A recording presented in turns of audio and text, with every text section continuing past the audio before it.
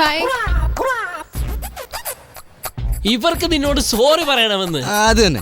അതെ മോളെ, സോറി. ഈ ബൊക്കെ അങ്ങ് പിടിച്ചോ. നിങ്ങൾ ഭയങ്കര ലക്കിയാ. അതെ സോഫി, ഇത്ര പേരുണ്ടായിട്ട് നിന്റെ പേരാ വന്നത്. What A surprise. അമേസിംഗ്.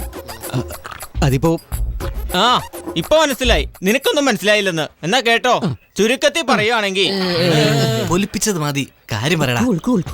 നമ്മുടെ വേദസാറിന്റെ ബർത്ത്ഡേ ഇന്നാണ്. എപ്പ ആർക്ക് ഗിഫ്റ്റ് കൊടുത്താലും വളരെ വ്യത്യസ്തമായി കൊടുക്കുന്നതാ ഞങ്ങളുടെ രീതി, അറിയാമോ? അതുകൊണ്ട് ആര് ഗിഫ്റ്റ് കൊടുക്കണമെന്ന് ചീട്ടി കുളിക്ക് നോക്കിയേ.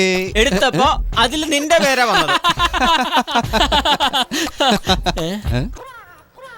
ഇപ്പോഴും മനസ്സിലായില്ലേ? മനസ്സിലാവും, വന്നാട്ടെ. വേഗം വാ. വെയിറ്റ്. ഈ കയറില മൊത്തം ടെക്നിക്ക് ഇരിക്കുന്നത്. മുകളിൽ ഞങ്ങൾ രഹസ്യമായി കുറിഞ്ഞിപ്പൂക്കൾ വെച്ചിട്ടുണ്ട്. പിന്നെ വേദസാറിന് ഇഷ്ടം ഒന്ന് കുഷ്പു, പിന്നെ കുറിഞ്ഞിപ്പൂ. കുഷ്പൂവിനെ ഞങ്ങൾക്ക് ഇവിടെ വെക്കാൻ പറ്റില്ല, സുന്ദർ സി ഇടിക്കും. അതുകൊണ്ട് ഞങ്ങൾ കുറിഞ്ഞിപ്പൂ വെച്ചത്. ഈ സീനിൽ ടൈമിംഗ് വളരെ പ്രധാനം. നീ എൻട്രൻസിന്റെ ആ സൈഡിൽ നിൽക്ക്, ഞങ്ങൾ ഈ സൈഡിൽ നിൽക്കാം. വേദ വരുമ്പോഴേക്കും ഞങ്ങൾ സിഗ്നൽ തരാം.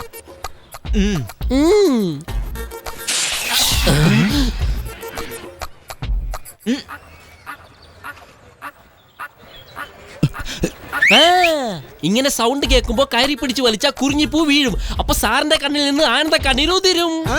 അതാണ് അല്ല മച്ചാ. അപ്പൊ നീ ബൊക്ക കൊടുത്തിട്ട് ആശംസ പറയണം. ഇപ്പൊ നിനക്ക് എല്ലാം മനസ്സിലായില്ലേ?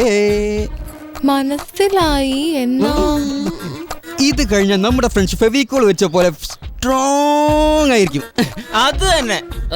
മനസ്സിലായില്ലേ? വാ ഇങ്ങോട്ട് വാ, ഇങ്ങോട്ട് വാ, വാ ഇങ്ങോട്ട് വാ. അവനെ നമ്മളെ പറ്റി അറിയാൻ പാടില്ല. അവനൊരു പണി കൊടുക്കണിയാ. എന്താണ് നമ്മുടെ സ്കൂളിലെ പെമ്പിളാർക്ക് ഇങ്ങനെ ആയി പോയത്? ഇവളുമാരെ കൊണ്ട് ഒരു ഗുണമില്ലാതായി പോയല്ലോ. എന്തിനാണ് നീയൊക്കെ ജീവിച്ചിരിക്കുന്നത്? ഇവനൊക്കെ എന്താ വട്ടായോ?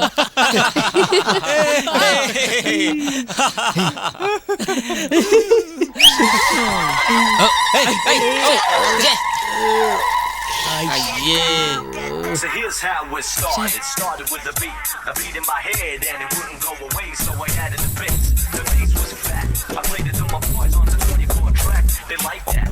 They clap. Happy birthday sir.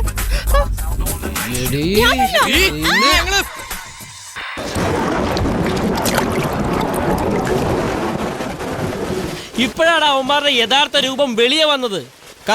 പോട്ടടാ. ഇതോടെ എന്തായാലും സോഫിയുടെ വാല് പറഞ്ഞല്ലോ. ഇനി എന്തായാലും അവള് നിന്നോട് കളിക്കാൻ പറ്റില്ല. ഇതെന്തായാലും നമുക്കൊന്ന് ആഘോഷിക്കണം മച്ചാ.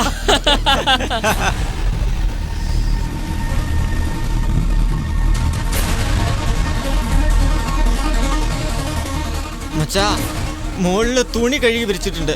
ഈ മഴയത്ത് അത് നനഞ്ഞു കാണും. ഞാനത് എടുത്തിട്ടിട്ട് വരാം. എന്തായാലും മടി കിട്ടുമെന്ന് ഉറപ്പായി. ഒന്നിച്ചു പോയി വാങ്ങാം.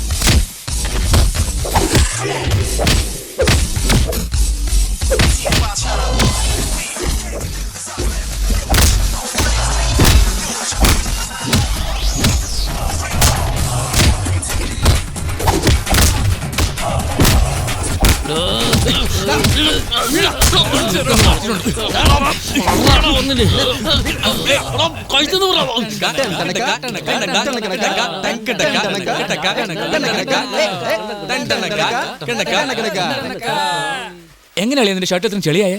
അത് കുഴപ്പമില്ലടാ, നമുക്ക് ഉച്ചക്ക് നൈറ്റ് ഷോയ്ക്ക് പോയാലോ? വേണ്ടളിയാ, നാളെ നൈറ്റ് മോർണിംഗ് ഷോയ്ക്ക് പോകാലോ. ഐഡിയ ഉള്ള എന്താ ഫൈറ്റ് ഒക്കെ കഴിഞ്ഞോ? ഡാൻസ് ഡാൻസ് മാഡം മൊത്തം ഊടായിപ്പാ, വിശ്വസിക്കല്ലേ. ഇപ്പൊ കുറച്ചു നേരം മുമ്പ് അടിയുണ്ടാക്കിയായിരുന്നു. ഇല്ല മാം, ഡാൻസ് പോലെ എന്തോ ഡാൻസ് പ്രാക്ടീസ്. Dance practice. ഇപ്പൊ എന്താ പെട്ടെന്നൊരു ഡാൻസ്? മഴ കണ്ടപ്പോ അത് തന്നെ. മയിലിനെ പോലെ അല്ലേ? കൃഷിയിലെ ജ്യോതികയെ പോലെ എന്ന് പറയും മാം. മേഘം കറുക്കുന്നു, മിന്നൽ സിരിക്കുന്നു. Stop it. എന്താ ഇത്? നനഞ്ഞ കോഴിയെ പോലെ കുഴഞ്ഞു കുഴഞ്ഞു. മഴയത്താവുമ്പോ നല്ല മയിലിനെ പോലെ നിറഞ്ഞാടണ്ടേ?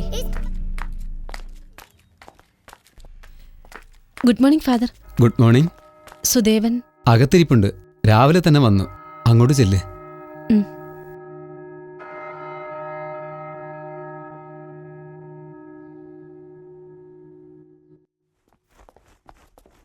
നമസ്കാരം.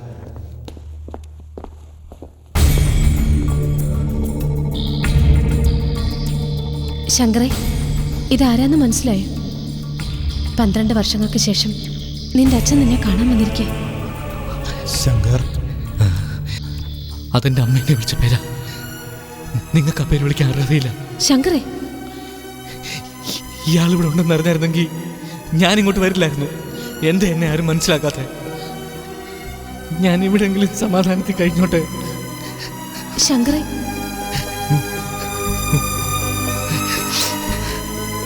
ഇത്ര നാൾ ഇവനെ കാണാൻ വേണ്ടിയാ ജീവനോടിരുന്ന്.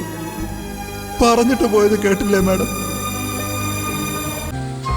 അവനെയും കുറ്റം പറയാൻ പറ്റില്ല. അവന്റെ വേദന നമ്മൾ മനസ്സിലാക്കണം.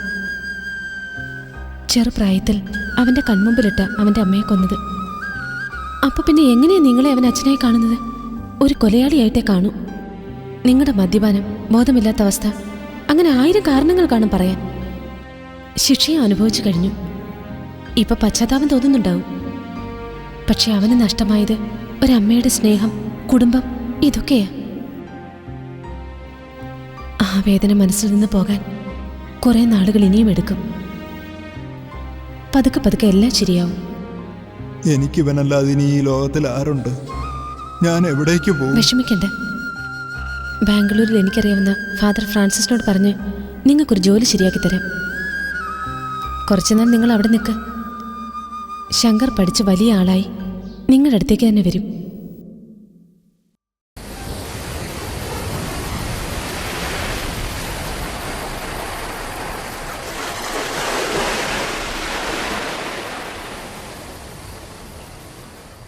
അച്ഛനോട് അങ്ങനെയൊക്കെ പറയാമോ?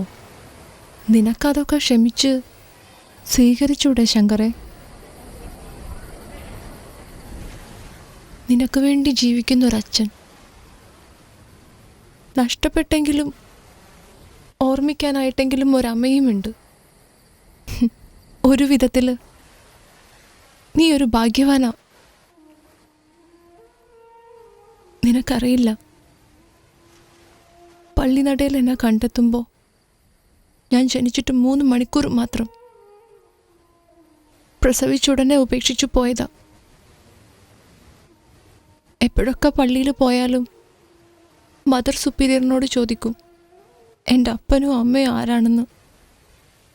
അപ്പോഴൊക്കെ കർത്താവിനെ കാണിച്ചു തരും. ഇവിടെ വന്ന് ഡെയ്സി മാമിനെയും നിന്നെയൊക്കെ കണ്ടു കഴിഞ്ഞപ്പോഴാ എനിക്കും ആരൊക്കെയോ ഉണ്ടെന്ന് തോന്നിയത്. ഇതെങ്കിലും എനിക്ക് എന്നും ഉണ്ടാവണം ശങ്കരൻ.